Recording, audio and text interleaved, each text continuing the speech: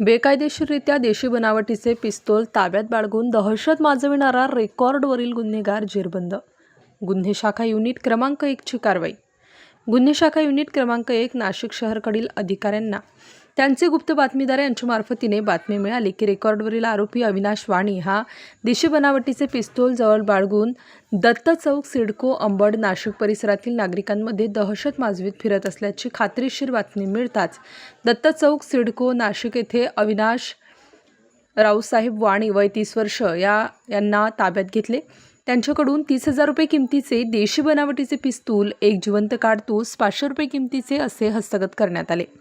सदरची कामगिरी गुन्हे शाखा युनिट क्रमांक 1 नाशिक शहरकडील वरिष्ठ पोलीस निरीक्षक श्री मधुकर कड, पोलीस उपनिरीक्षक चेतन श्रीवंत, पोलीस हवालदार प्रशांत मरकड, विशाल काठे, संदीप भांड, प्रदीप म्हसदे, विशाल देवरे, मिलिंद सिंग परदेशी, नाजिम खान पठाण, रोहिदास लिलके, अमोल कोष्टी, जगेश्वर बोरसे, महाराष्ट्र पोलीस अंमलदार अनुजा येलवे, चालक पोलीस हवालदार सुकाम पवार यांनी केली आहे.